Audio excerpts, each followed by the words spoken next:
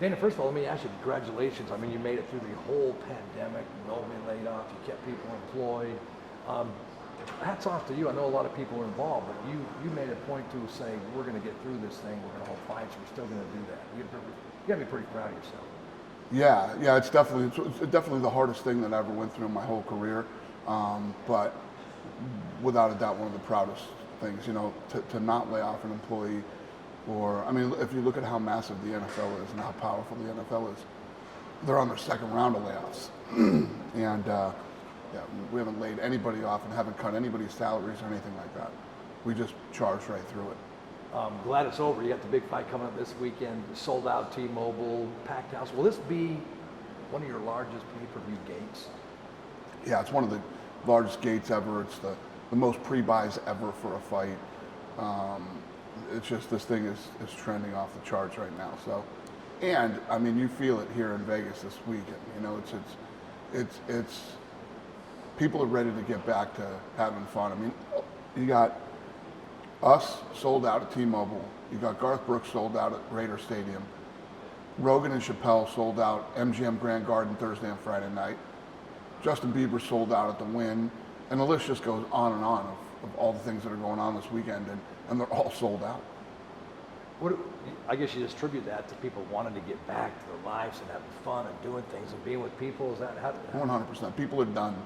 People are done hiding in their houses, and with all the craziness we've dealt with over the last year and a half, and Vegas is. I mean, if you look at all the things that Vegas offers as it is, and then this weekend, there's no place on earth that has more entertainment than what's going on this weekend in Vegas. It's cool how Abu Dhabi, but then you went to Houston, Jacksonville, you just kept these fights going. But Vegas has always been your kind of, this is the place, right? Well, this is our hometown. I mean, this is our hometown. This is, where we were hoping we could put on a fight first. But we're lucky that we had people that worked with us through this thing, like Abu Dhabi, Florida. Governor DeSantis was incredible through this thing. Right when it started, we were able to go there and put on fights without a crowd, and then we were the first, to go indoor arena sold out, packed. So then we went Jacksonville, Houston, Arizona, and now we're back in Vegas. A lot of fans. Is Trump going to be at the fight? He will. He'll be at the fight on Saturday night. Yeah. This is probably the most celebrities ever we've ever had an event in 20 years. Why is that? It's a big fight, and a lot of these guys, celebrities are used to going to whatever is available. Whatever's going on, they can go. There hasn't been anything, so this is like the first real big fight back. And I'm telling you, man, the ticket thing has been driving me. Tickets is the worst part of this job, anyway. All right, the worst part of this job. The last 2.5 weeks, literally been dealing with tickets. Every time I come in, my girl Amber, our ticket girl, is standing at my desk waiting for me, man. I can't shake this ticket thing. It doesn't end. And as you get closer to the event, that's when everybody starts calling. So it's been nuts.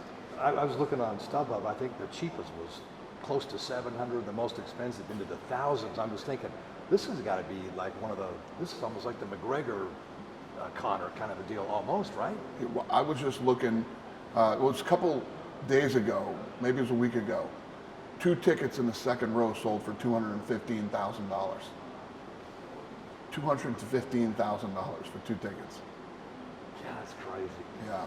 I think back to when you have so many fighters now that if they want to fight, they fight. If they don't want to fight, they don't want to fight. You're not begging anybody anymore.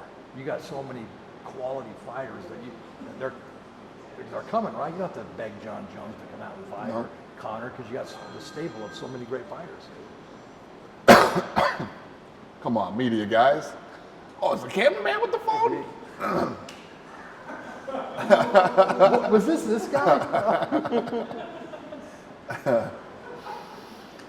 Ready? Yep. Dana, he's never been more embarrassed than he is right now.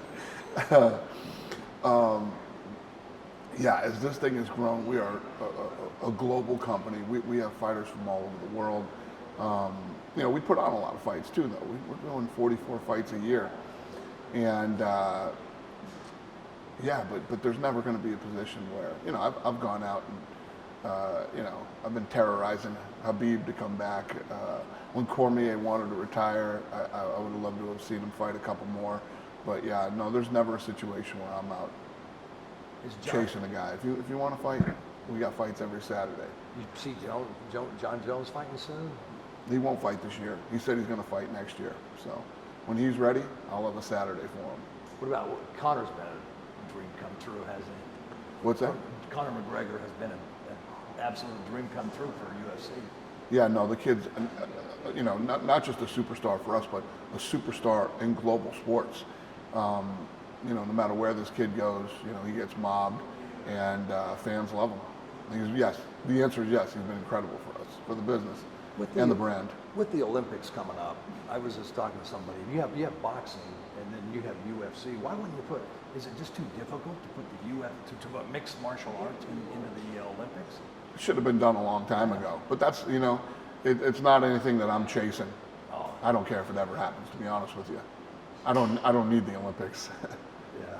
Would it be fun, or I mean, you just don't care? I literally could care less. Oh, Yeah. It should have happened a long time ago, and I'm assuming someday it will probably happen. You know, if the Olympic Committee ever smartens up, you know, and they want something that's exciting and actually draws ratings and would actually sell tickets and bring fans, then they would do it. But the answer is the Olympic Committee probably will not. These guys don't make a lot of smart moves, in my opinion, and I don't care if it ever happens. What about the marijuana use? Not testing for that now. You don't get banned or penalized, and that's a smart move, isn't it? Yeah, you know, we've been advocates of that anyway. So for it to finally happen is good. You know, and you know, it's good to see Nevada leading the way on that too. Let me ask you about the fight this weekend. Now you got for the third time Poirier and Conor. How just your impressions of that fight? So what people love are trilogies, and you know, when you have a guy who's a superstar like Conor, and these guys are one-on-one, and the big question, you know, that everybody has for Conor right now is this dude is extremely wealthy, he has a ton of money. Does he still have the desire, that fire to come back and go after another world title? You know, if he wins on Saturday night, it'll be crazy, it'll be huge. You know, he'll be next in line to fight Oliveira for the title. And then Poirier, you know, was criticized for taking this fight. Poirier did the absolute right thing. This guy's been in the sport forever. He's done it all, seen it all. You take the money fight, especially when you're the #1 ranked guy in the world. It's not like he's ranked number 7 and he had an opportunity to fight for the title and he picked Conor instead. You know, he's #1. He's the guy. So yes, you take this Conor fight. You just beat him. And if you beat him again, you get to beat Conor, be a part of a huge money fight. More people will know who he is on Sunday than they did last Sunday. And now you get your shot at the title. You actually get it all. Seems like it's more important for Conor, isn't it, this fight? Yeah, this is this is a huge fight for Conor. Yeah. You mentioned you're trying to talk Khabib into coming back. Remember when McGregor retired at one time too, right? Yeah, yeah. He's back. Well, what happens is, you know, I'll get these ideas or an offer from somebody, and you know, as a promoter, I have to reach out and say, hey, this fight's available if you want to take it. You know, Khabib's still one of the best in the world. He's young, and you know, I think there's so much more he could accomplish. Yeah. A dream fight you'd like to see if you could match up right now with your whole stable of fighters. I make dream fights every weekend. Seriously. Yeah. I mean, the fights that we want to see, we make. This isn't like boxing where, you know, these guys are trying to make a fight for 4 or 5 years. When we want fights or when the fans want the fights, we make them happen. What do you think of the mixed martial arts guy doing in the boxing thing? What do you think? Or the celebrities, Logan Pauls and all these guys? Yeah, like I say all the time, there's a market for that, and it's just it's a testament to how busted up boxing is. You know, what's sad is you see these kids that are super talented, you know, that are actually really good and been training their whole life, and you know, they get no notoriety whatsoever, and these other people do. You got either famous YouTube people fighting or 50-year-old guys. I mean, it's crazy. But it's a testament to how absolutely screwed up that sport is. Final question, let me ask you just about way back when you started. You mentioned that our sport's going to be bigger than the NFL. Globally, you've done a terrific job. Thanks. Yeah. Yeah, and you know, still growing.